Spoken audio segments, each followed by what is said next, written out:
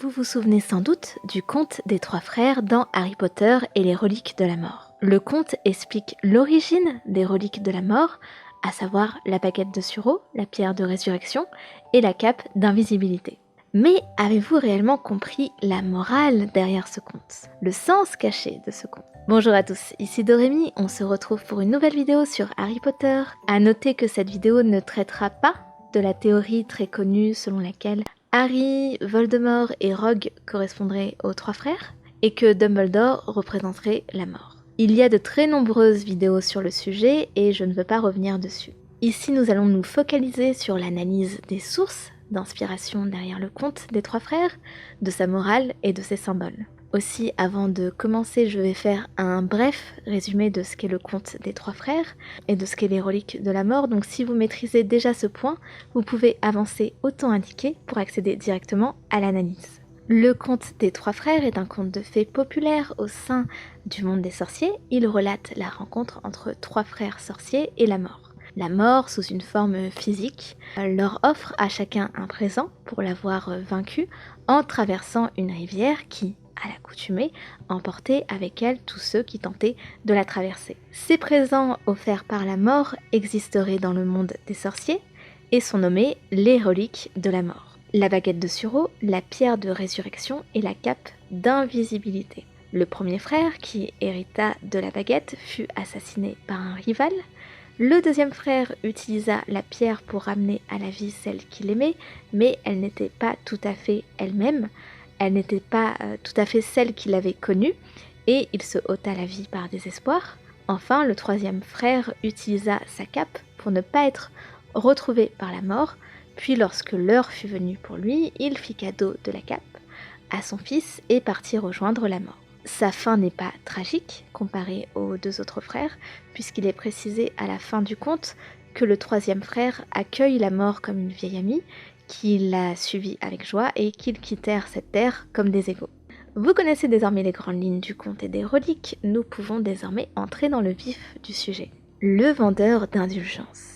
En 2007, lors d'une session de questions-réponses avec ses fans, J.K. Rowling explique que pour Harry Potter et les reliques de la mort, elle s'est notamment inspirée des contes de Canterbury de Geoffrey Chaucer.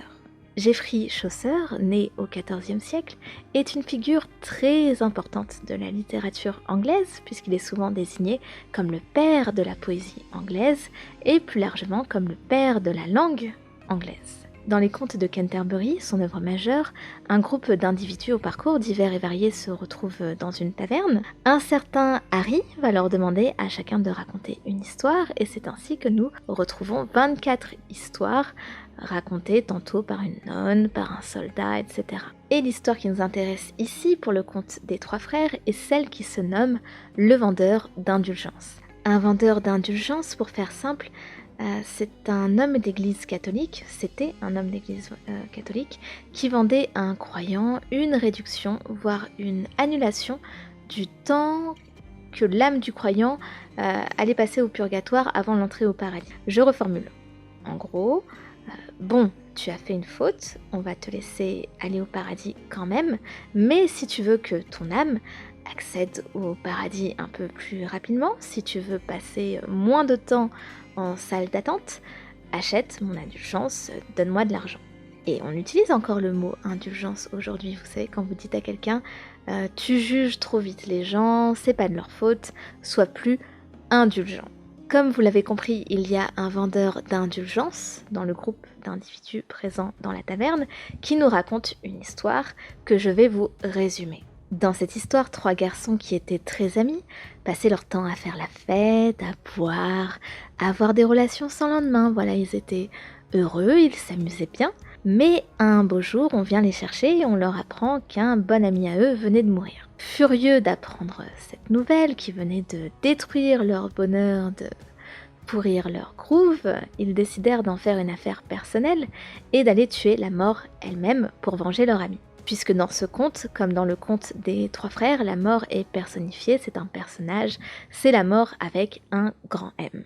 Ils se mettent en route et sur leur chemin, ils croisent un vieillard qui leur indique que la mort se trouve à côté d'un vieux chêne pas loin. Sur les indications du vieillard, ils se rendent devant le vieux chêne en question, et là, c'est le drame. Pourquoi ? Parce qu'au lieu de trouver la mort, ils trouvèrent un trésor. Et ils deviennent tellement obsédés par tout cet or qu'ils en oublient totalement leur mission initiale, qui était de venger leur ami. Officiellement, ils décident de se mettre d'accord pour partager le trésor en parts égales, mais au fond d'eux, aucun ne souhaite partager. Alors, ils vont se monter les uns contre les autres. Les deux amis les plus âgés demandèrent aux plus jeunes d'aller en ville leur amener de quoi boire et manger. Le vrai but, bien sûr, était de l'éloigner du trésor. Mais le plus jeune, pas bête, fit semblant de ne pas comprendre leur petit manège, et il décida d'aller acheter du vin et de quoi manger, mais de mettre de la mort au rat dans le vin. Il rentra très vite de sa course, si vite que les deux autres n'avaient pas eu le temps de le semer. Fous de rage, les deux se jetèrent sur le plus jeune, ils se mettent un petit peu à se chahuter, et puis le plus jeune finit poignardé. On élimine le plus jeune. Il reste les deux plus âgés, et les deux plus âgés, un petit peu assoiffés après cette bataille, décidèrent de boire un peu de vin sans se douter qu'il y avait de la mort au rat à l'intérieur. Et la mort prit les deux garçons restants. Et on pourrait conclure ce conte, un petit peu la morale de ce conte, est la cupidité est la racine de tous les maux. Vous remarquez ainsi une certaine similarité entre le conte de Geoffrey Chaucer et de J.K. Rowling. Le conte des trois frères finit cependant sur une note plus joyeuse puisque le troisième frère, le plus jeune, n'aura pas de fin tragique. Et d'ailleurs, il y a une référence subtile à cette histoire des trois amis et du trésor dans l'animation du conte des trois frères. Si vous observez bien le moment où la mort apparaît, elle n'apparaît pas de nulle part, elle se transforme. Et en effet, quelques secondes avant, elle avait l'apparence d'un arbre. Autrement dit, elle observait nos trois frères depuis le début. Vaincue, elle n'eut d'autre choix que de se montrer sous sa véritable apparence. De la même façon que le chêne, indiqué par le vieillard dans le conte du vendeur d'indulgence, était la mort déguisée sous la forme d'un arbre qui a fait cadeau d'un trésor aux trois garçons pour mieux les piéger. Et tout cela nous amène à la morale de ce conte et comment on retrouve cette morale tout au long de la saga Harry Potter. La cupidité dans Harry Potter. La cupidité est la racine de tous les maux. On peut définir la cupidité comme l'envie d'accumuler, de posséder toujours plus, de ne jamais être rassasié. Et si des beaux messages comme la compassion, le pouvoir de l'amitié, l'humilité sont très présents dans l'œuvre, la morale autour de la cupidité est présente mais un peu plus dissimulée. C'est un peu moins évident, pourtant on peut retrouver cette cupidité chez Voldemort. Voldemort est le meilleur exemple de la dangerosité du pouvoir, de l'avidité, car le désir de pouvoir le conduit à devenir le sorcier le plus maléfique de l'histoire. On retrouve aussi la cupidité dans son envie de vouloir posséder tous les objets de grande valeur. Dudley est également lié à la cupidité d'une certaine façon. Le cousin de Harry reçoit plus de cadeaux de ses parents chaque année, il mange autant qu'il veut, il obtient tout ce qu'il demande. Et s'il n'est pas aussi mauvais que Voldemort, bien sûr, J.K. Rowling utilise le personnage de Dudley pour souligner le lien qu'elle a créé entre cupidité et mauvais caractère.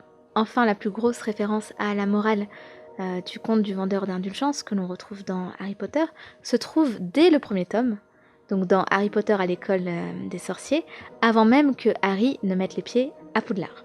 En effet, dans Harry Potter à l'école des sorciers, donc dans le premier tome, Harry se rend à la banque des sorciers Gringotts pour la première fois car il doit récupérer de l'argent afin d'acheter ses fournitures scolaires pour son entrée à Poudlard, et Hagrid lui explique voilà, que Gringotts est l'un des endroits les plus sécurisés au monde, et il y a, je ne sais pas si vous vous en souvenez, il y a un poème qui est inscrit en guise d'avertissement à l'entrée du bâtiment, et voilà ce qui est écrit, et on conclura là-dessus. « Entre ici, étranger, si tel est ton désir, mais à l'appât du gain, renonce à obéir, car celui qui veut prendre et ne veut pas gagner, de sa cupidité, le prix devra payer.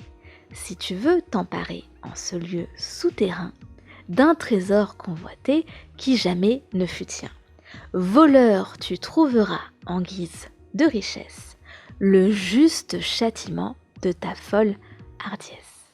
Et voilà, encore une fois, une référence au conte du vendeur d'indulgence. Qu'en pensez-vous? N'hésitez pas à commenter, n'hésitez pas à vous abonner si ce n'est pas déjà fait, et on se retrouve jeudi prochain pour une nouvelle vidéo d'analyse sur la pop culture et l'occultisme. À très bientôt, ciao!